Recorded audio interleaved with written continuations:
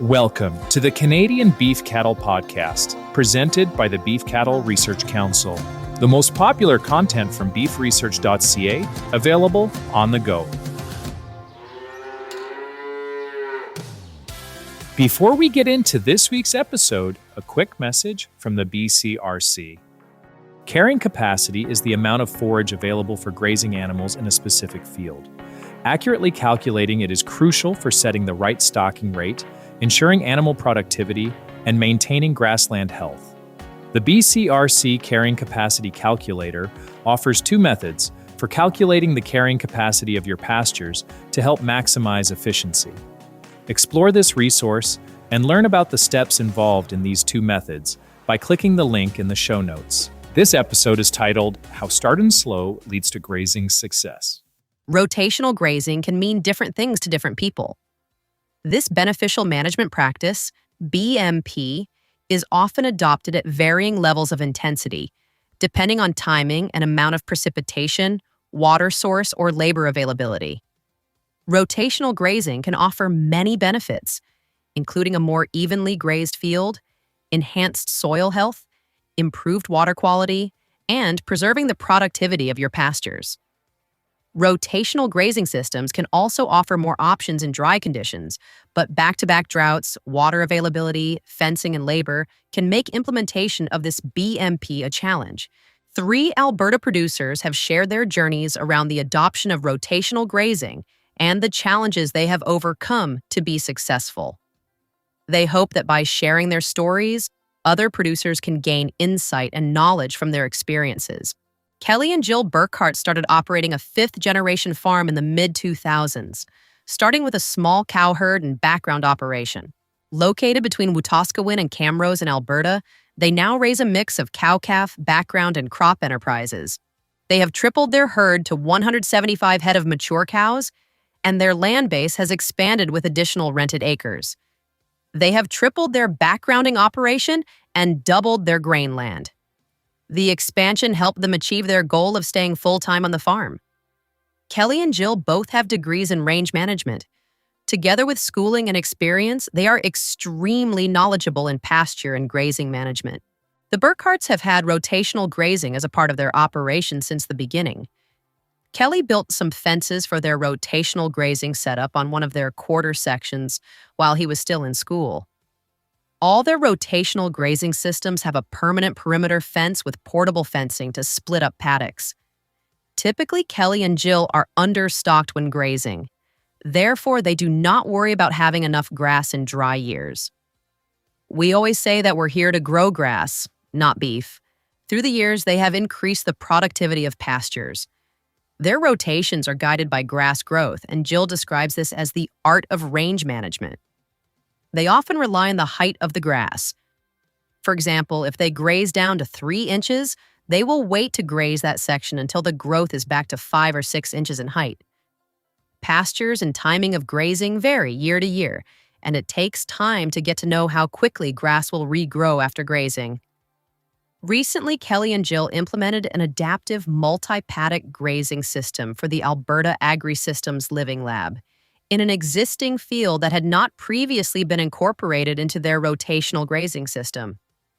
This parcel of land was not continuously grazed but was not part of their intensive grazing system either. Previously, they had 2 smaller sections of about 20 and 60 acres in this field, rotating from one to the other to give them rest.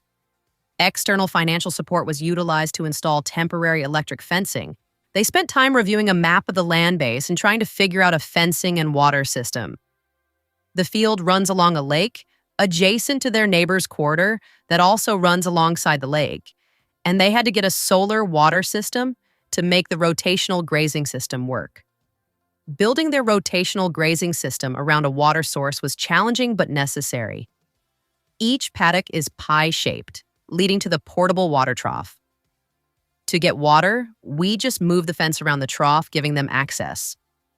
They also have the option to move the water trough between all their rotational grazing fields for future rotational setups. Kelly and Jill advise producers to think outside the box and don't get too stuck in what everybody else is doing. Implement rotational grazing slowly to let your land adjust, even if it only breaks a continuous grazing section into two pieces.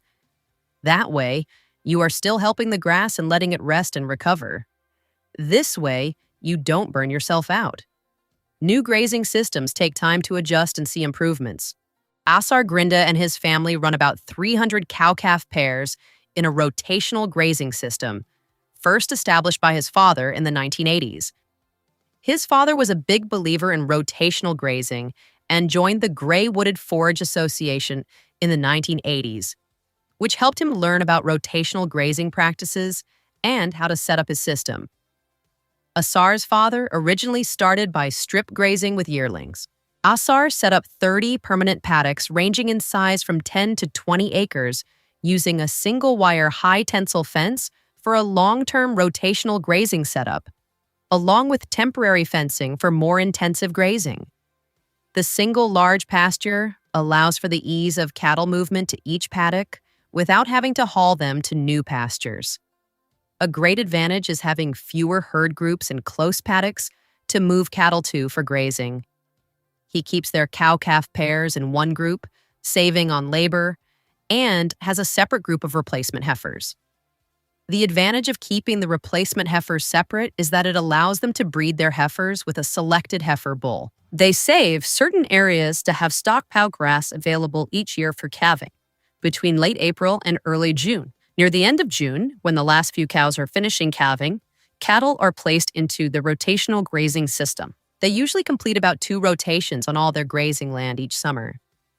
In a typical year, Asar moves cattle every 3 to 4 days. This is a faster rotation but allows for greater rest periods for grass recovery. Asar explained that he grazes the grass to about half its length before taking the cattle off and allowing it to regrow back. If regrowth is slow, he will leave cattle in some paddocks longer to allow the other paddocks time to regrow. Also, as fall nears, he will leave cattle in grazing sections longer, allowing cattle to graze more. A recent addition to their rotational grazing system was the creation of paddocks within 290 acres of pasture land with some brush cover. It was originally nicknamed the holiday pasture to allow them to be able to leave the farm, knowing that the cattle would have sufficient grass. Previously, the pasture was used to provide 12 to 14 days of grazing, but Asar has since converted it to match the existing rotational grazing system. Asar explains, "So this piece that we did for living labs, it has a creek running north to south through it, which we used for water. We did 2 or 3 east-west fences, and I added permanent single-wire, high-tensile electric on either side of the creek. Rather than going through the whole creek valley as a continuous grazing parcel, the separated paddocks allow for greater rotation and rest." Asar noted that if a producer rents or owns land in smaller sections and multiple locations, this creates challenges for rotational grazing. This adds to the costs of rotational grazing through labor and fuel to haul cattle and can impact adoption of more intensive rotational grazing systems. Additionally, there will generally be longer grazing periods before moving cattle to the next pasture due to the time required to move between locations. Since Asar has been doing rotational grazing, it has been difficult to see improvements in pasture health and growth when comparing year to year. Instead, improvements are more easily noticed by comparing them over a longer period. Pasture regrowth can be a limitation in years with poor moisture. The year's rainfall will greatly impact the success of a new or more intensive rotational grazing system. Overall, their rotational grazing system allows them to have more cattle on their current land base. Asar advises producers to base their rotational fencing design on the central water source. Additionally, having pre-fenced paddocks helps with a long-term rotational grazing system to limit the time needed to set up and take down fencing. As Asar stated, there is some value in installing only certain permanent fences the first year. When first setting up a rotational grazing system, you can then utilize both permanent and temporary fences to adjust grazing rotations from year to year. Derek Friend, located in central Alberta, has recently shifted from a continuous grazing system to an intensive rotation, moving cattle as often as every day. As the saying goes, a good cattleman checks his herd every day, to which Derek adds, "Why not move some fence while you're out there?" Derek has his herd intensively graze each paddock before moving them to get a uniform graze. Under his previous continuous grazing system, cattle would have time to pick and choose the best plants and ignore the less desirable ones. Under this frequent rotation management, cattle do not have as much time to search for good bites and consume all available forage. This also creates some competition for the tastiest plants in each paddock, increasing the grazing speed. Derek noticed his herd gradually became more docile after implementing this more frequent rotation because he was working with his cattle more often. Temporary electric fencing is currently used for all paddocks, but he does have plans to add more permanent fencing, especially on paddocks that border roads. For the time being, the temporary fencing provides plenty of flexibility for moving the herd. The temporary fencing adds the flexibility of adjusting paddock size to be increased during busy weeks and decreased during the slower parts of the year when more time can be spent moving cattle. External funding was used to help finance fencing costs. A trough fed by 2,000 feet of 3/4-inch pipe and moved to each paddock is enough to provide water for the herd. Derek estimated this watering system would probably be suitable for up to 200 head, but after that, a more rigorous water system would likely be needed, especially if the paddock size increased. Because this more intensive rotation has only recently been introduced, a before-after comparison of cow body condition or calf weights is not yet known. While a more intense rotation does require more hours out in the field, Derek says the enjoyment of being out and moving cattle makes the change worth it.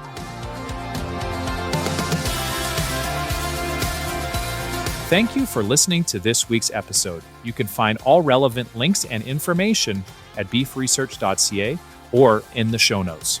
The Beef Cattle Research Council is funded by the Canadian Beef Cattle Checkoff and strives for excellence in the production of Canadian beef, cattle, and forage through research, innovation, and extension. Tune in every Tuesday as the Canadian Beef Cattle Podcast delivers straightforward insights, expert information, and a wealth of practical knowledge for Canadian beef producers. Subscribe now.